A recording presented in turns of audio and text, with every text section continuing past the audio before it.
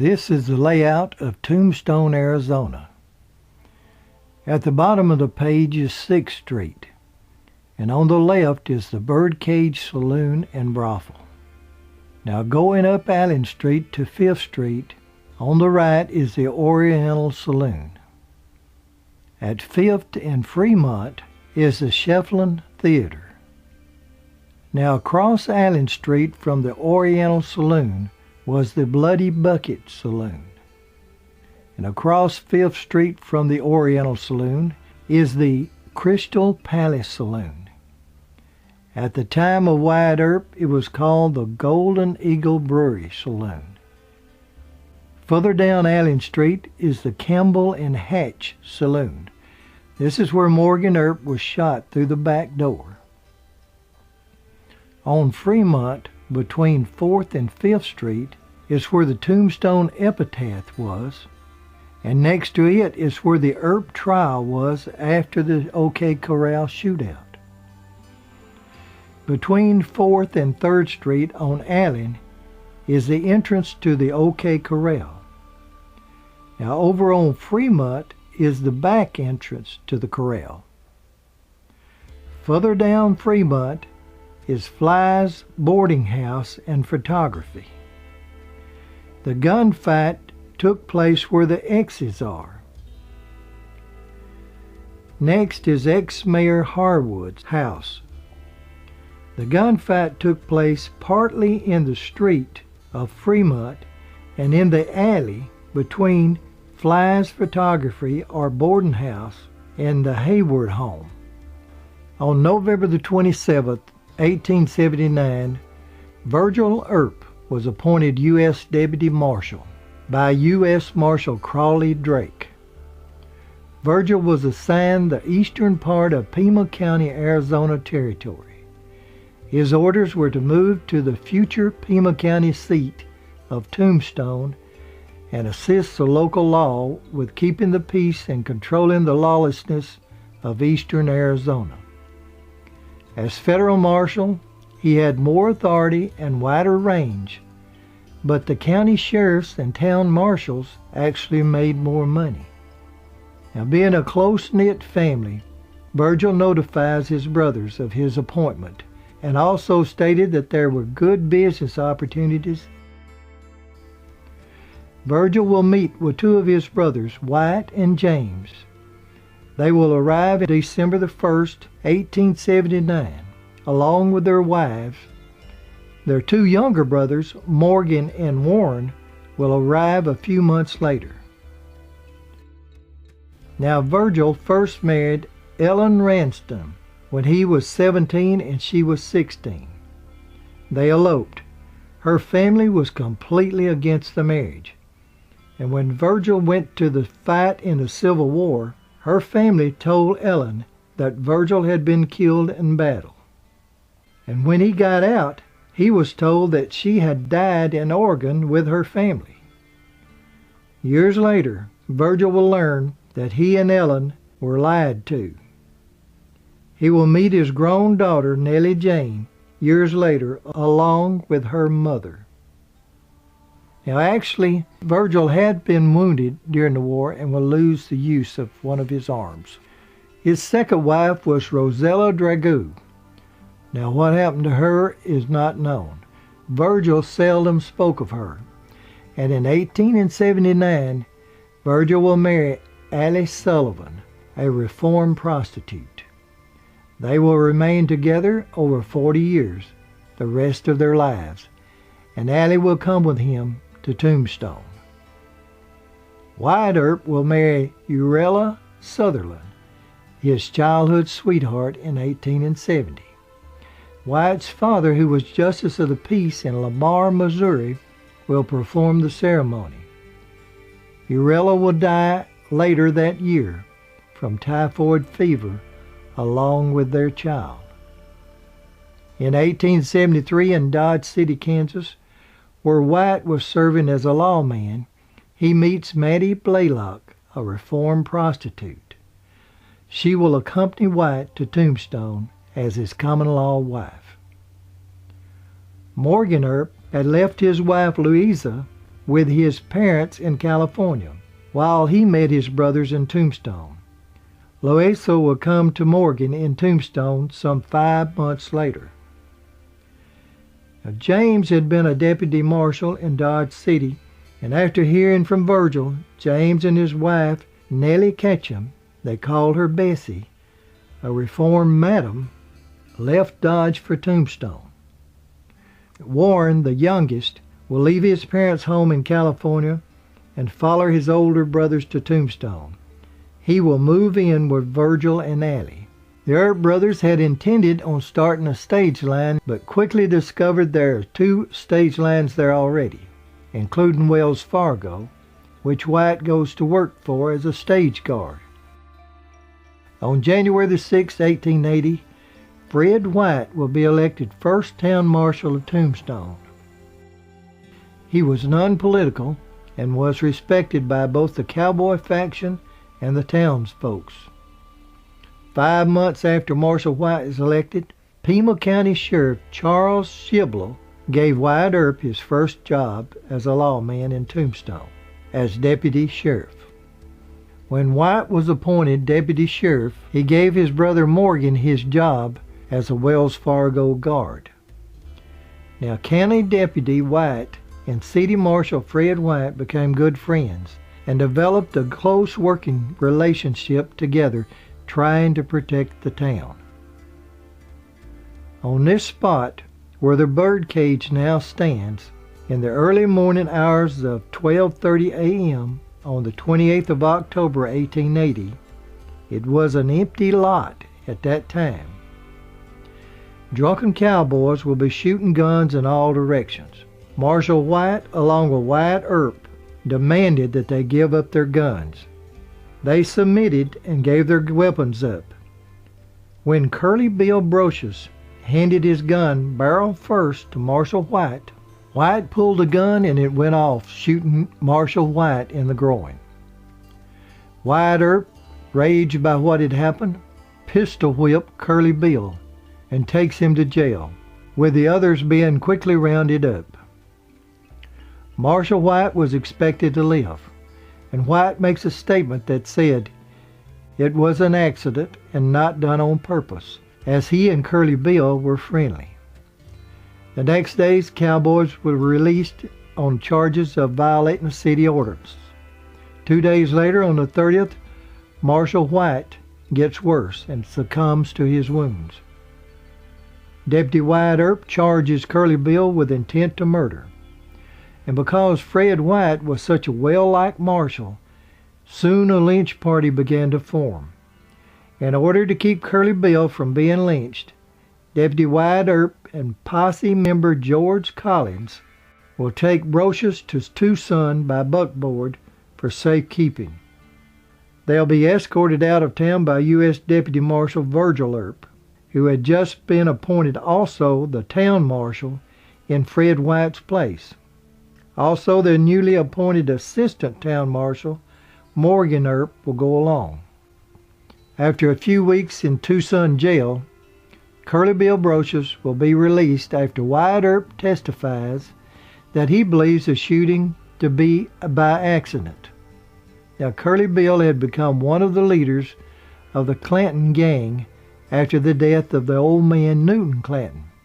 He will continue to hold a grudge against White for pistol whipping him. Now, this is the famous corner of 5th and Allen Street where so much history occurred. The Crystal Palace Saloon in 1881 was called the Golden Eagle Brewery Saloon.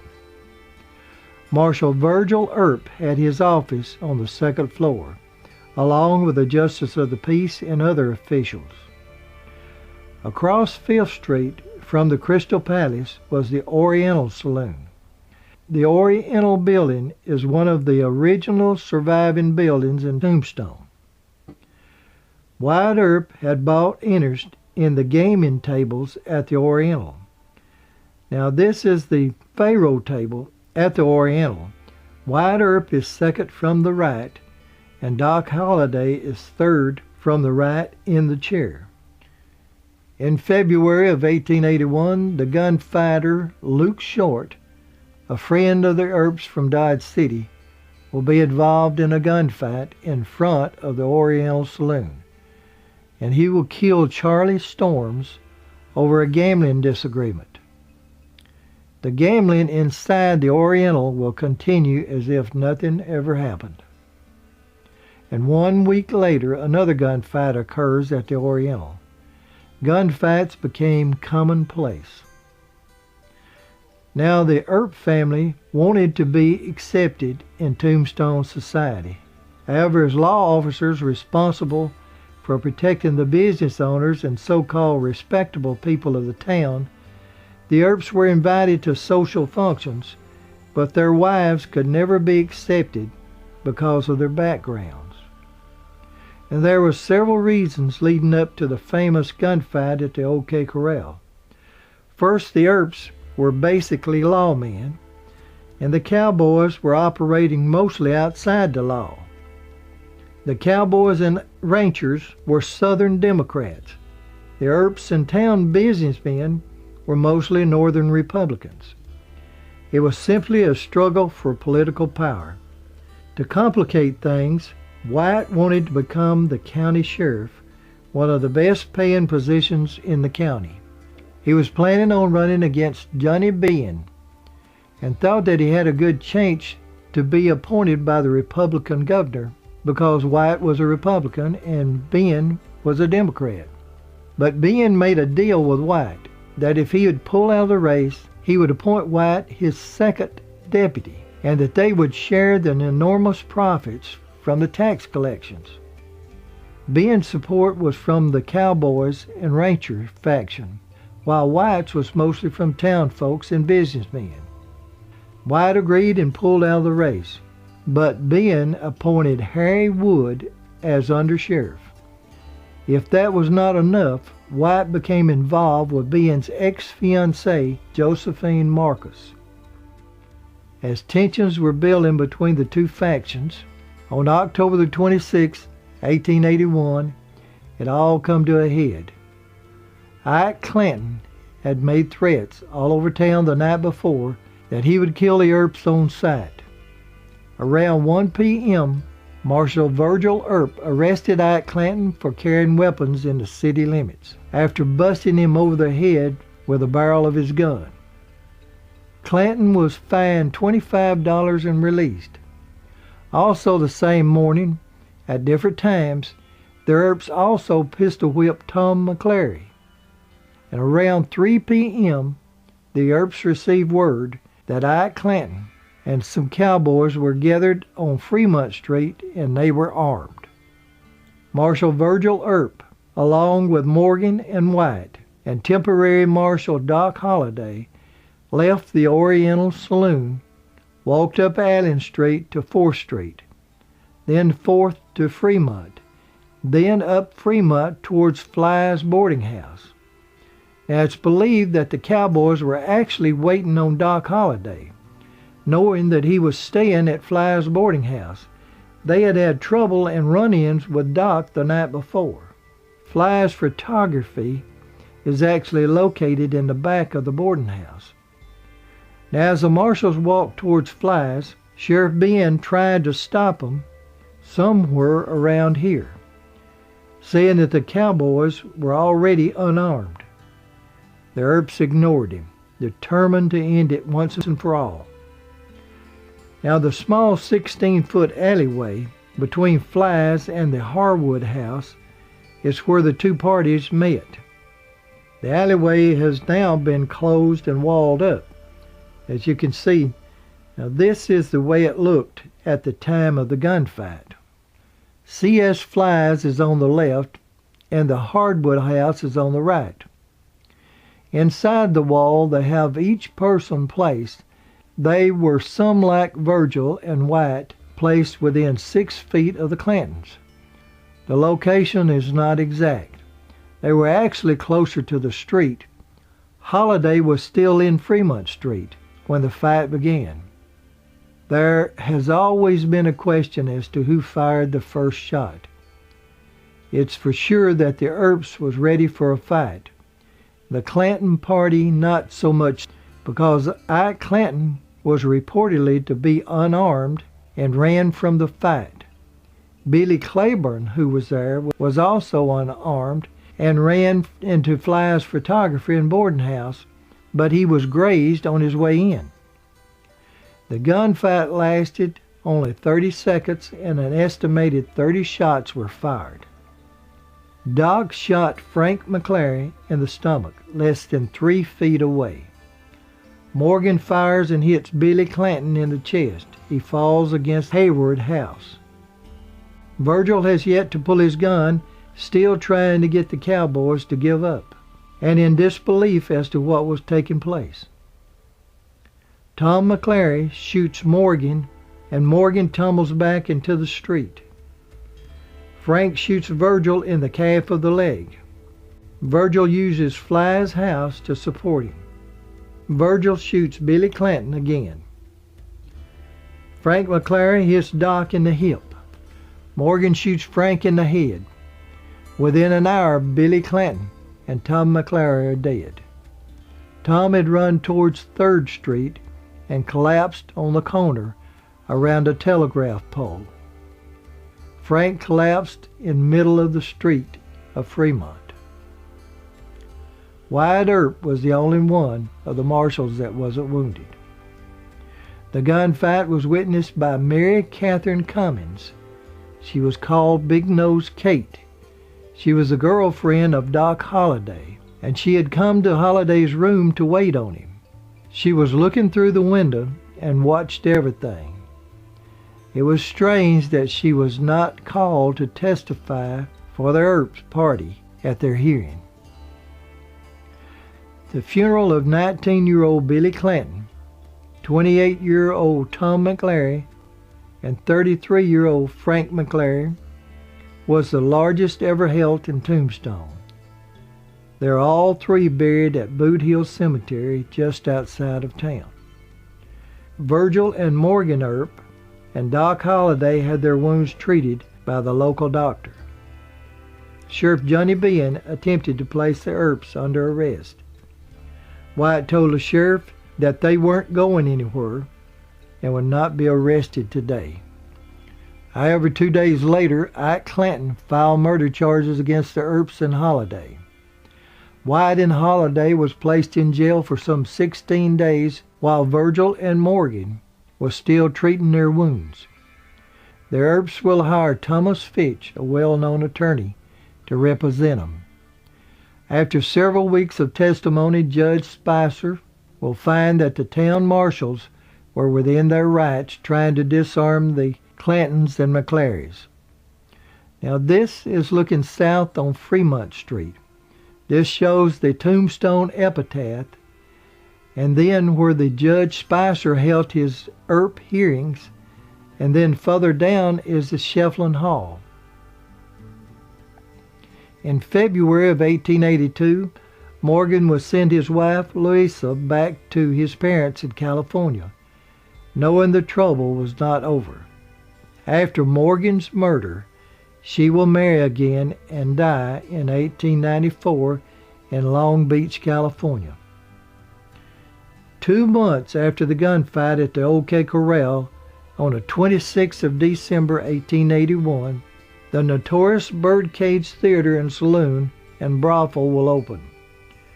The New York Times will say that the Birdcage is the most wicked night spot between Basin Street and San Francisco.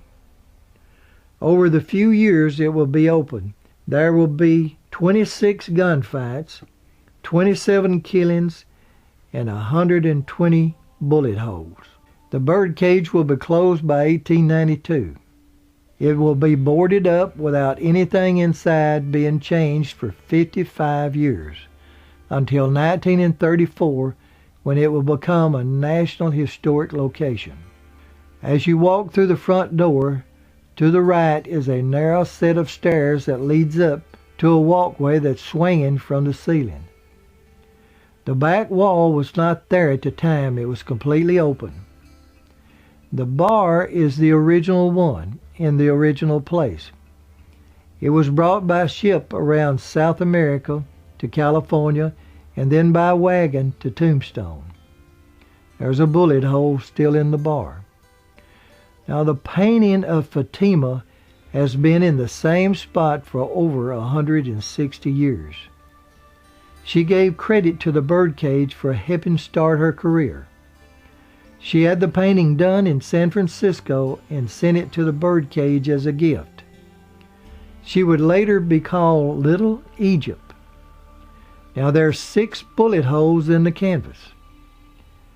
They once had an act performing at the birdcage called the human fly that will walk from the ceiling hanging upside down until one of the performers fell to his death. Now the stage was where the girls would dance and entertain when they were not serving drinks and doing other things. The girls received a percentage of the drinks sold. The 14 cages that swinging from above the main floor was rented out, and you could have drinks brought up, close the curtains, and anything could happen. One of the cages was rented to a man that was called Russian Bill, a nobleman, and he actually was a nobleman. He rented the same box for $25 for 2 straight years. Now Bill wanted to be known as an outlaw, not a nobleman. Evidently, he didn't have enough class with the women, so he sold a horse and was promptly hanged. If you go backstage and then down the stairs to the basement, you will see where the longest running poker game in history took place. The game required a $1,000 minimum to enter. It ran day and night for 8 years, 5 months, and 3 days without stopping. It's estimated that $10 million exchanged hands and the house received 10%. Doc Holliday, Pat Masterson, Diamond Jim Brady, Wyatt Earp patronized the basement of the birdcage. Now there are 2 brothel rooms on the right, used by the more expensive working girls. It's been said that Wyatt Earp would have many rendezvous with Josephine Marcus, ex-girlfriend of Sheriff Ben. They would rendezvous in one of these 2 rooms. She'll become Wyatt's common-law wife later on, and they will remain together for 47 years until his death. Wyatt at the time was living in a wagon only 55 feet from the birdcage. Wyatt's common-law wife, Mattie Baylock, will become sick and uncontrollable from her use of laudanum, given to her from what we know now was migraine headaches.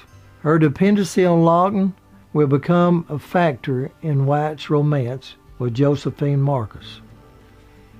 It sounds unreasonable, but through the years, some 3,000 women bought license to perform as a prostitute in Tombstone. Josephine Marcus's license was actually signed by her future husband, Wyatt Earp. On December 29th, 1881, 3 days after the opening of the birdcage, and 2 months after the OK Corral gunfight, Marshal Virgil Earp will leave the Oriental Saloon around 11:30 at night on his way to the Cosmopolitan Hotel, where the entire Earp family had been staying for protection against assassins. As Virgil was crossing 5th Street, before he reached what is now the Crystal Palace Saloon, several shots were rang out across Allen Street. Now it's believed one of the shooters was stationed in the 2nd floor window of the Bloody Bucket Saloon that was under construction at the time. Now it's the Longhorn Restaurant. Virgil will be struck in the shoulder. He will lose the use of his arm, and his brother Wyatt will be appointed Deputy U.S. Marshal in Virgil's place. Wyatt will make overtures towards the cowboys to halt the feud. He said there'd been enough killing. His pleas will go unheeded. Less than 3 months after Virgil was shot, on the 18th of March, 1882, Wyatt and Morgan will attend a performance at Shefflin Hall against Wyatt's advice, but after the performance they will go back to Campbell and Hatch Saloon and Pool Hall. Around 10:50 p.m., While Morgan and Bob Hatch, the owner of the place, are playing a game of pool, shots will come through the glass of the locked back door, striking Morgan and severing his spine. He will die within an hour at the age of 30. One of the bystanders will be hit, and one will barely miss the head of White, who was watching the game. The next day after Morgan's death on the 19th, which was White's 34th birthday, White and James, along with the Earp family, will take Morgan's body to the Railhead Depot in Contention, Arizona. Now, James and his wife and White's wife, Maddie, will accompany Morgan's body to Colton, California, where Morgan's wife and parents were waiting. They will arrive in California on the 21st. While White had gone to take Morgan's body to Contention, he will learn that the coroner, Dr. D.M. Matthews, held a hearing in relation to the murder of Morgan Earp. Pete Spence's wife, Marietta, testified that she heard her husband, along with Frank Stillwell and others, planning to kill Morgan Earp. The suspects were released because they had cowboy witnesses stating that they were somewhere else at the time of the murder.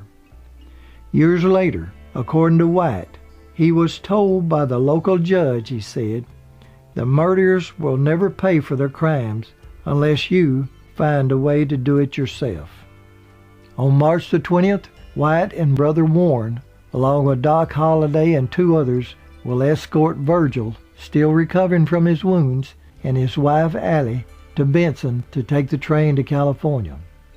When the party arrives in Benson, they will learn that Frank Stillwell and Ike Clanton and others were waiting in Tucson to kill Virgil when he arrives. The Earp posse decided to continue on to Tucson with Virgil. After arriving in Tucson and safely placing Virgil and Allie on the train after they'd got off to eat, someone spotted 2 men with rifles hiding on a flatbed car near the engine. The next morning, Frank Stillwell was found dead by the tracks with numerous bullet holes. A Tucson judge issued a warrant for White and his federal posse on grounds of suspicion of the murder of Frank Stillwell. This statue is in the Tucson depot of White and Doc Holliday on the spot where Stillwell's body was found. The Earp posse returned to Tombstone looking for the rest of Morgan's killers. By then, Sheriff Ben had received news of the warrant, but did not arrest the heavily armed men. This is Charleston, Arizona, not far from Tombstone, where Wyatt Earp and his posse will start looking for the shooters of Virgil and the killers of Morgan. Sheriff Ben will form a posse of a large group of men to chase the Earps, but they'll never become engaged. On the 22nd of March, the Earp posse rode into Pete Spence's ranch, located in the Dragoon Mountains, looking for Spence. They didn't know that Spence had turned himself in to Sheriff Ben to stay safe in his jail, but they did find Indian Charlie Cruz, whom they believed served as a lookout when Morgan was killed. The next day, Indian Charlie was found shot dead. On the 24th of March, quite by accident, the Earp posse run across Curly Bill Brocious and several of his men at a place called Iron Springs.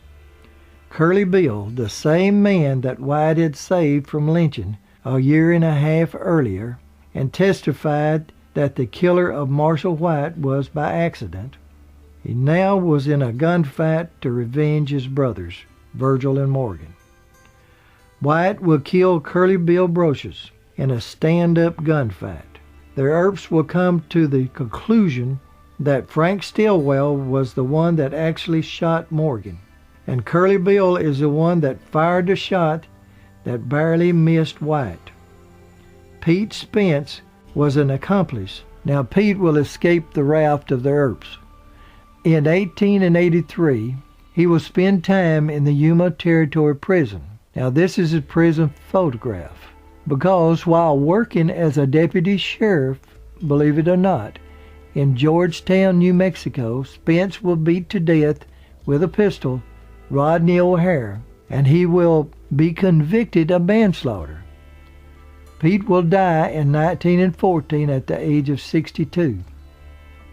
Ironically, in Tombstone, Spence actually lived directly across from the Earps.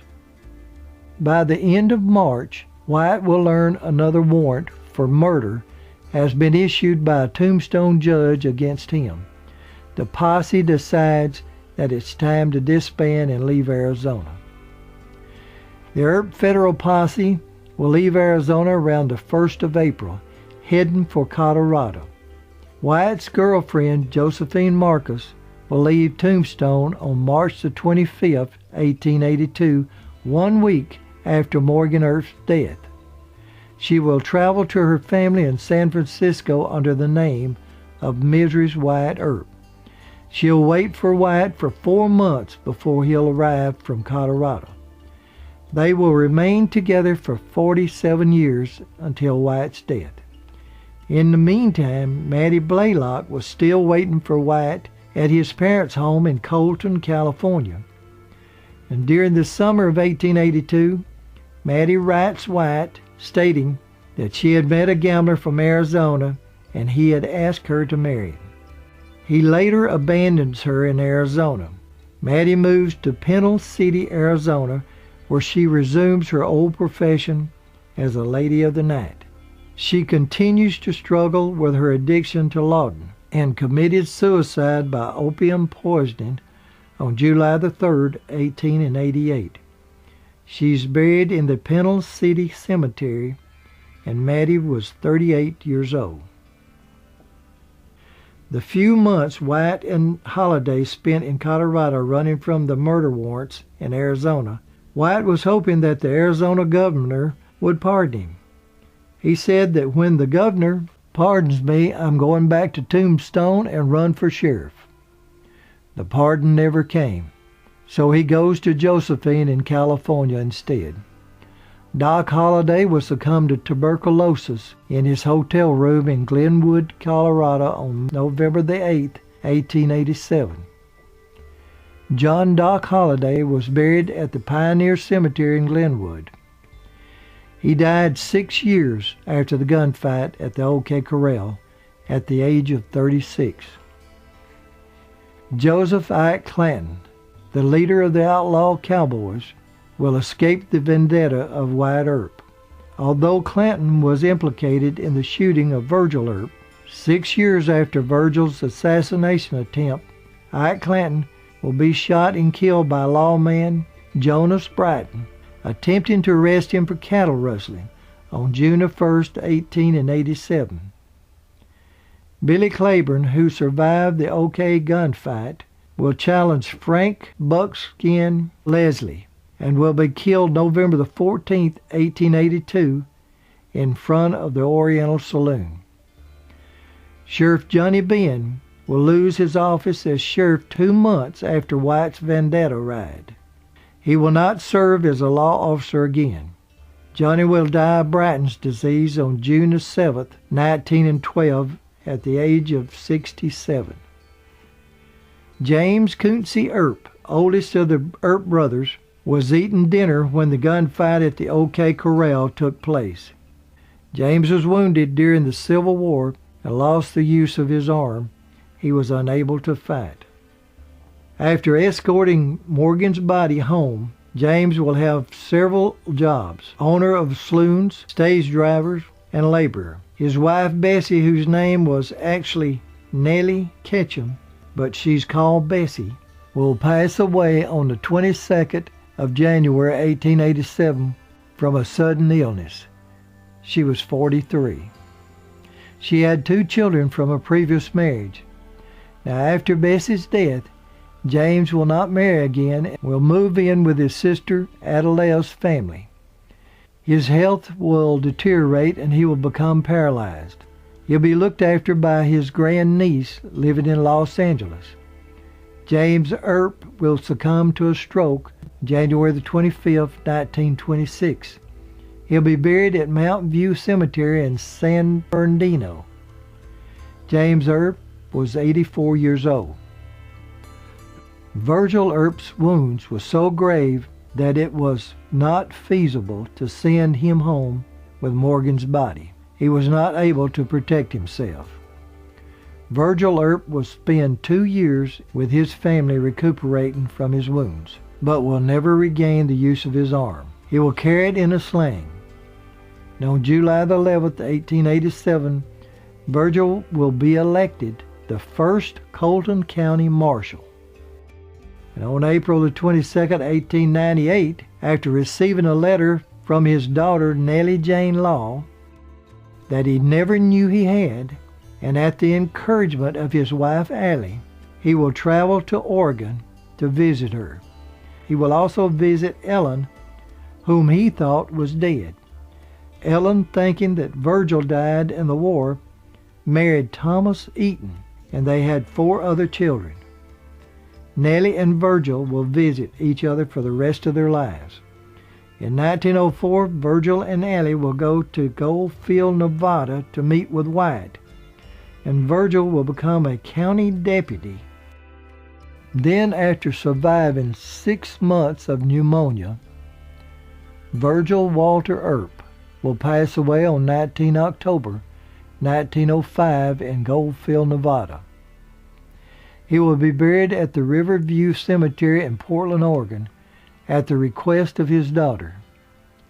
Virgil Earp was 62 years old.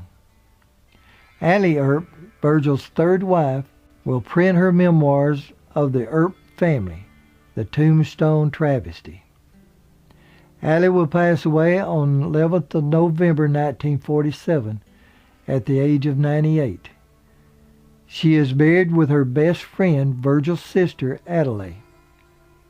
Warren Earp, the youngest of the brothers, will arrive in Tombstone after the attempted murder of Virgil, and he'll be a part of the federal posse along with White and Doc Holliday and others that will take part in the Vendetta ride. Warren will go to Colorado with the rest after the Vendetta ended. He will eventually return to Arizona. It's been said they become known as a bully, and Virgil once said that Warren will someday get himself killed because of his temper. In 1900, when Warren was 45 years old, he'll be killed by John Boyd, a man they say that Warren was bullying. Although Warren was unarmed and Boyd shot at him 5 times, only striking him on the 5th shot, it was said that Warren walked straight up to Boyd with only a knife in his hand while he was being shot at. John Boyd was found not guilty and had killed in self-defense. Warren is buried in Wilcox, Arizona. That's the same hometown of the Western Star Rex Allen. Wyatt Earp and his wife Josephine, or Sarah, and some call her Josie Marcus Earp, will travel for years from Boomtown to gold, silver, and copper mines. They will even go to Alaska, and Wyatt will own a saloon. It's believed that it's Wyatt on the porch of their saloon and Josie on horseback on the left. They will finally settle in Southern California. Wyatt Earp, the notorious lawman, will die before he becomes the famous lawman of the movies. He died in his rented bungalow at 4004 West 17th Street in Los Angeles on January the 13th, 1924, at the age of 80 of bladder infection. Famous old cowboy movie stars will attend his funeral, like Tom Mix and William S. Hart, along with his good friend John Clum, that was once the editor of the Tombstone Epitaph and the mayor of Tombstone. Wyatt will be cremated and his ashes buried at Hills of Eternity Memorial Park in Coleman, California. Josephine will live another 15 years, and during that time she will fight furiously to protect the reputation and name of Wyatt Earp and her own. Josephine will claim that she was married to Wyatt aboard a yacht, but no record of their marriage was ever found. She'll be instrumental in the 1931 book Wyatt Earp, Frontier Marshal. Josephine made sure that all the offensive remarks was taken out. Josephine will pass away on December the 31st, 1944, at the age of 83, after 47 years of marriage. She's buried next to her husband, lawman and marshal, Wyatt Earp.